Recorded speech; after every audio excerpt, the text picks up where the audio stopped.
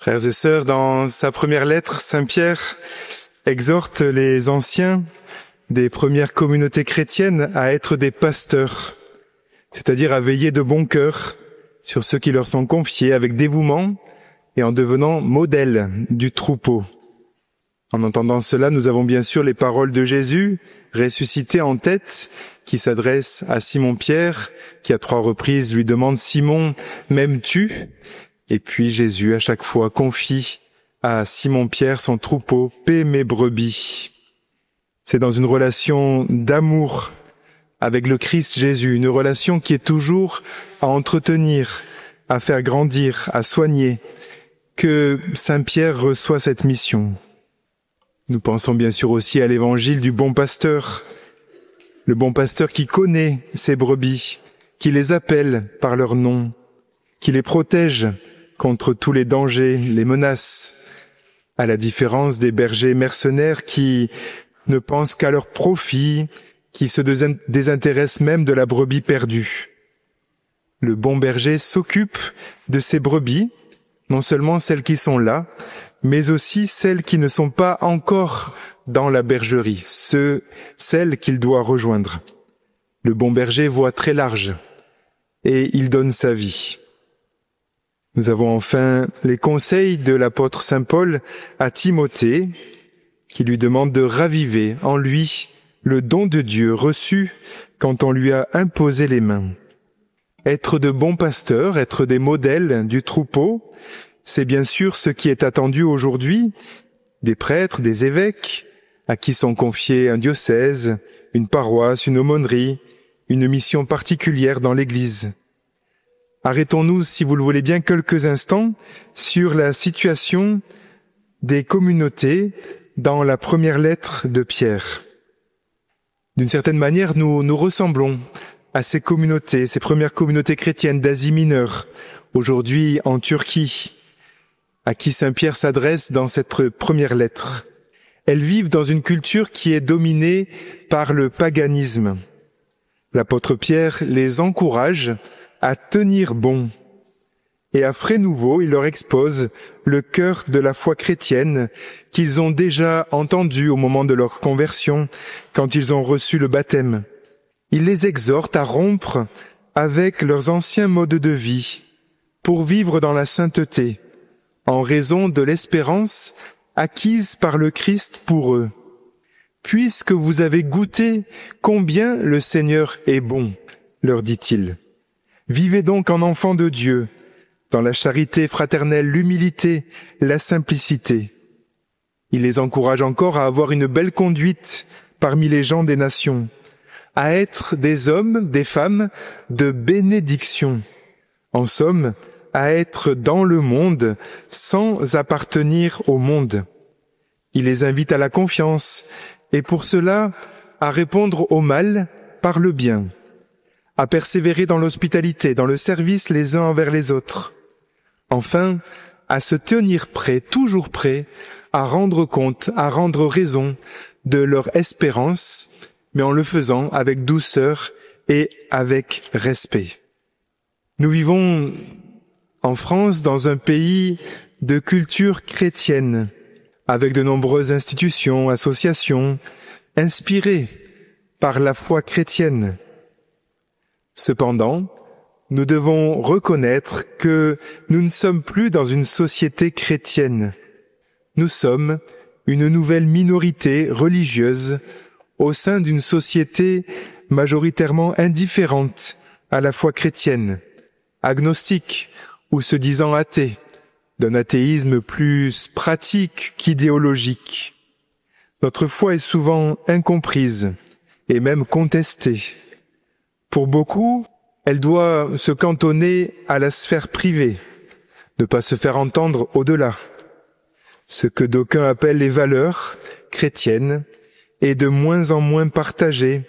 Les fondements anthropologiques de la foi chrétienne sont relativisés, parfois même au sein de l'Église. Alors bien sûr, nous pouvons déplorer, regretter cette situation. Nous pouvons gémir, mais cela ne sert à rien, parce que l'Église n'est pas hors sol. C'est là que nous avons à vivre comme chrétiens, comme catholiques, aujourd'hui, et à poursuivre inlassablement la mission de l'Église par le dialogue, par l'annonce explicite dans ce contexte plurireligieux, pluriculturel. Alors comment être pasteur, être curé aujourd'hui, puisque c'est ce qui m'a été demandé d'aborder avec vous. Je voudrais pas tout de suite faire une comparaison entre la période, l'époque dans laquelle a vécu le curé d'Ars, d'abord la Révolution française et puis le 19e siècle, et ce que nous vivons aujourd'hui. Dans cette affirmation, être curé aujourd'hui, je voudrais reprendre les occurrences du mot aujourd'hui dans l'Évangile selon saint Luc. Toutes ces occurrences sont liées à la question du salut. Aujourd'hui, vous est né un sauveur, disent les anges aux bergers de Bethléem.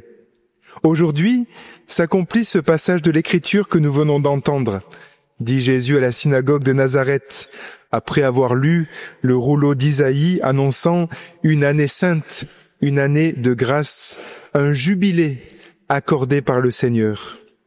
Aujourd'hui, le salut est arrivé pour cette maison, dit Jésus à Zachée, ce pécheur public, converti à la générosité. Aujourd'hui, enfin, tu seras avec moi dans le paradis, dit Jésus sur la croix, au bon larron crucifié avec lui.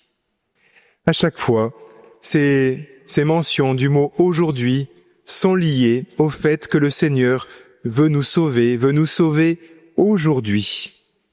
Être curé, aujourd'hui, c'est donc prendre soin des âmes en étant au service du salut que Dieu donne aujourd'hui, en ne refusant pas d'espérer le salut, y compris pour ceux qui sont en marge, pour ceux qui ont du mal à croire, pour les pécheurs notoires, et même pour ceux qui sont condamnés à mort. Ce matin à la messe, il y avait un jeune baptiste qui avait un t-shirt sur lequel était écrit « Hier, maintenant, demain ». Et hier et demain étaient rayés pour ne laisser apparaître bien clairement que maintenant. Je l'ai félicité, c'est vraiment l'attitude d'un chrétien. Vivre maintenant en tenant la main de Dieu, vivre au présent, vivre aujourd'hui. Et la meilleure manière de préparer l'avenir de notre Église et l'avenir du monde, c'est aujourd'hui d'accomplir ce que le Seigneur nous demande avec fidélité, avec persévérance, avec dévotion, avec implication, comme l'a vécu le saint curé d'Ars. Quand je suis devenu prêtre, une phrase du Concile Vatican II, dans le décret sur le ministère et la vie des prêtres, m'a marqué par son équilibre. J'en ai fait un petit peu un axe de mon ministère, le lieu de sa vérification, mais aussi le lieu de sa joie. Cette phrase qui parle des prêtres dit ceci: « Les prêtres ne pourraient être ministres du Christ s'ils n'étaient témoins dispensateurs d'une vie autre que la vie terrestre, mais ils ne seraient pas non plus capables de servir les hommes s'ils restaient étrangers à leur existence, à leurs conditions de vie. » Le quotidien d'un prêtre, d'un curé, et j'étais jusqu'à il y a peu de temps curé, j'ai beaucoup aimé ce ministère. Le quotidien d'un prêtre, d'un curé, est fait de cette amitié forte avec le Christ, le bon pasteur, le chef des pasteurs, mais aussi de ce lien avec des personnes que nous nous découvrons aussi capables d'aimer. Un ami m'a posé la question, au bout d'un an de ministère épiscopal, quelle a été ta plus grande joie?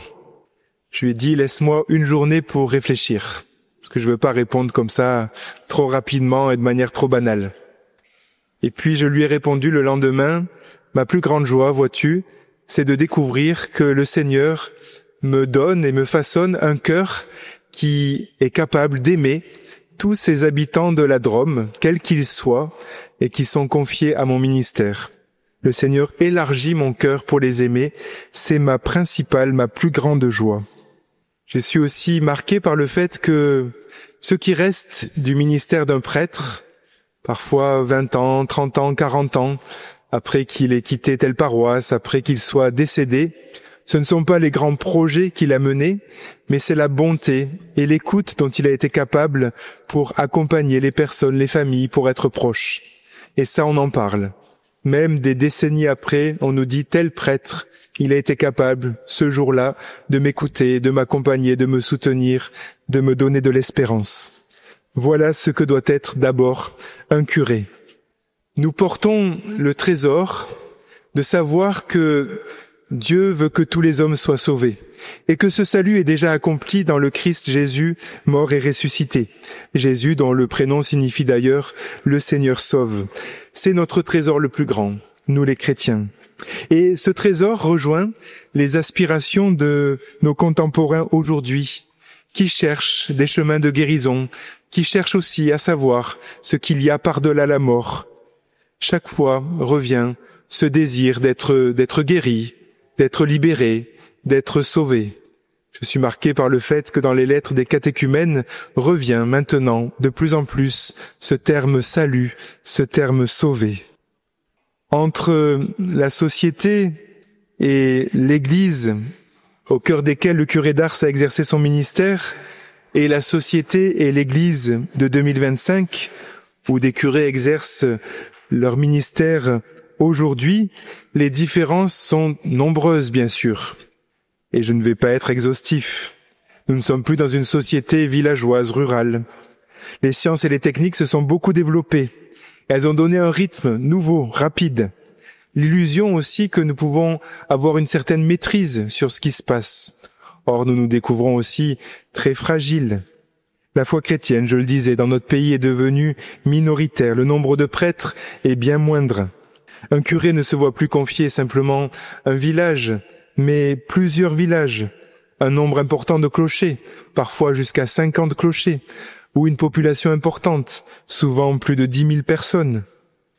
La collaboration se vit avec des diacres, avec aussi des fidèles laïcs à qui ont été déléguées des responsabilités importantes. Un curé ne reste plus tout son ministère dans la même paroisse. La révélation des violences sexuelles commises par des prêtres ne permet plus non plus de parler de la même manière du sacerdoce. J'ai lu une citation du curé d'Ars qui est belle, qui est juste, mais qu'il serait difficile de dire partout aujourd'hui. Voilà ce qu'il dit, je cite. « Vous dites, mais le prêtre, c'est un homme comme un autre. » Et ça, on l'entend beaucoup aujourd'hui. Certainement, répond le curé d'Ars. Il est composé d'un corps et d'une âme, comme un autre. Mais c'est son ministère qu'il faut regarder. Le prêtre est investi des pouvoirs de Dieu, des pouvoirs de Dieu même. Je vous envoie, dit Jésus à ses apôtres, comme mon Père m'a envoyé. L'essentiel n'est pas tellement dans les différences entre ce qu'a connu le curé d'Ars comme situation de la société et de l'Église et ce que nous vivons aujourd'hui, mais plutôt dans ce qui demeure, dans ce qui est constant, dans ce qui est toujours l'aujourd'hui, le présent d'un curé, d'un prêtre. Un curé reste toujours quelqu'un d'envoyé. Ce n'est pas lui qui choisit sa paroisse, ce ne sont pas ses paroissiens qui le choisissent. Il ne se donne pas sa mission, il la reçoit de l'Église. Il la reçoit aussi dans la foi du Christ, du Seigneur. Un curé est toujours envoyé pour aimer des personnes qui sont confiées à son ministère, pour être près d'elles un homme de Dieu, un témoin, un dispensateur de la vie déjà éternelle, de la vie de résurrection. Et nous devons soutenir les prêtres dans leur célibat, ce célibat qui est d'abord signe du royaume. Ce n'est pas d'abord une question disciplinaire, comme on le dit trop souvent. Le célibat est d'abord signe du royaume de Dieu, que nous sommes faits pour la vie éternelle, pour la résurrection, que c'est là le but de notre vie. Alors soutenons nos prêtres, nos curés, dans le choix du célibat, un choix difficile, mais un choix beau, qui parle, qui interroge. Un curé a toujours la triple charge d'enseigner, de sanctifier ceux qui lui sont confiés et de gouverner la communauté paroissiale. La manière de gouverner a pu changer.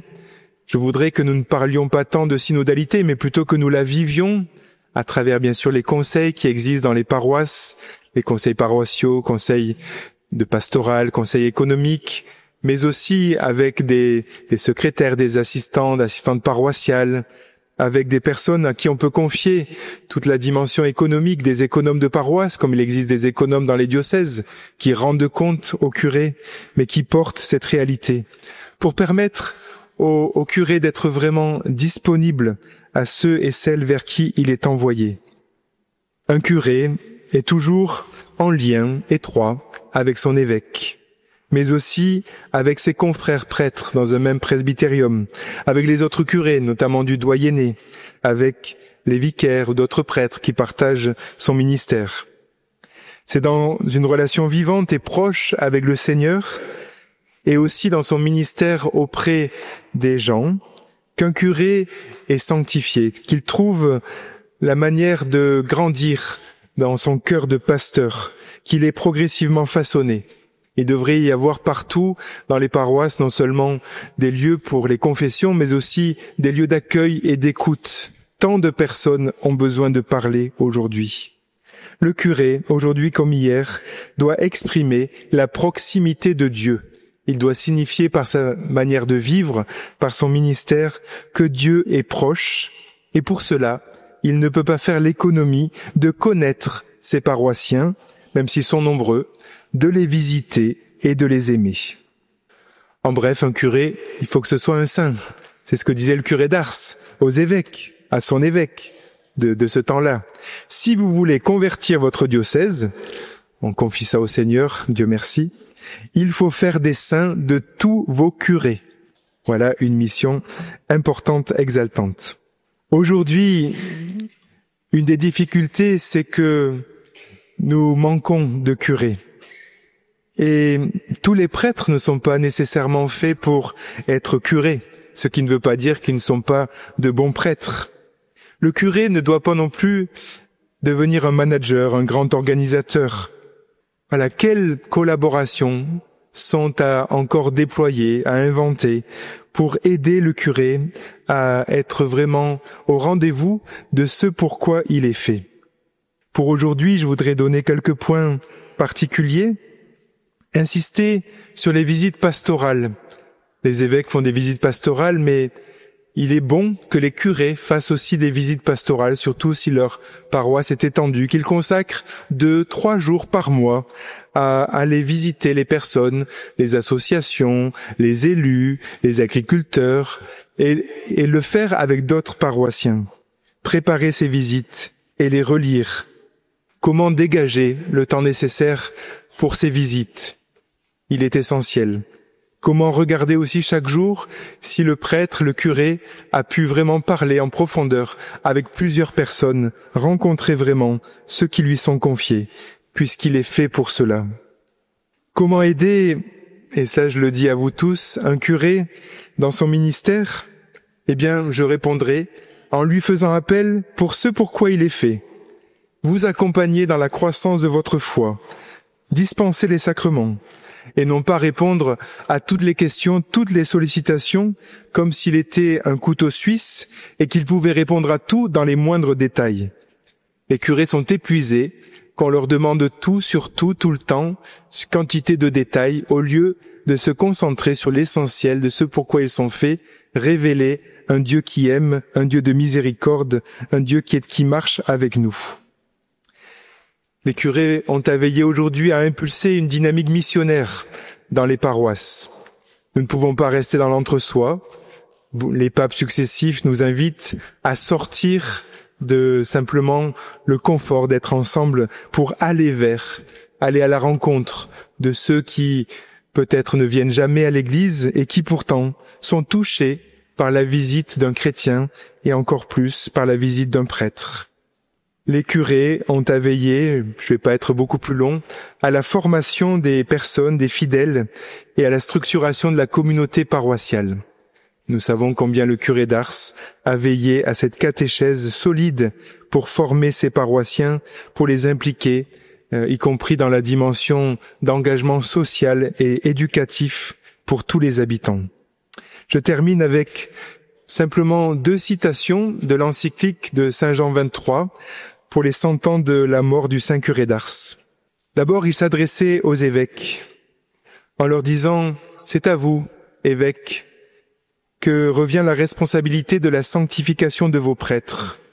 Nous vous recommandons de les aider dans les difficultés parfois graves de leur vie personnelle, de leur ministère. Que ne peut pas faire un évêque qui aime ses prêtres et qui a gagné leur confiance, qui les connaît, qui les suit de près, qui les guide, avec une autorité ferme et toujours paternelle. Aujourd'hui, nous avons à aider les prêtres à trouver des lieux de ressourcement, mais aussi d'accompagnement spirituel qui les aident à toujours grandir dans leur vie spirituelle, mais aussi dans leur formation permanente pour exercer leur ministère avec goût, avec enthousiasme, avec joie. Deuxième citation, Saint Jean XXIII s'adresse aux fidèles, à tous les fidèles. C'est aussi à tous les fidèles que nous demandons de prier pour les prêtres et de contribuer pour leur part à leur sanctification. Aujourd'hui, les chrétiens fervents attendent beaucoup du prêtre. Ils veulent voir en lui, dans un monde où triomphe souvent la puissance de l'argent, la séduction des sens, le prestige de la technique, un témoin du Dieu invisible, un homme de foi, oublieux de lui-même et plein de charité. Qu'ils sachent bien, ces chrétiens, qu'ils peuvent beaucoup pour la fidélité de leurs prêtres à un tel idéal, par un respect religieux de leur caractère sacerdotal, par une plus exacte compréhension de leur tâche pastorale, de ses difficultés, et par une plus active collaboration à leur apostolat. Prions donc pour tous les prêtres, prions donc pour les curés, en cette fête de Saint Jean-Marie Vianney, patron de tous les curés de l'univers, qu'ils puissent trouver près du Seigneur, près du bon pasteur, la force et la joie d'exercer leur ministère de manière détendue, de manière accueillante à la volonté du Seigneur, de manière aussi donnée et zélée. Amen.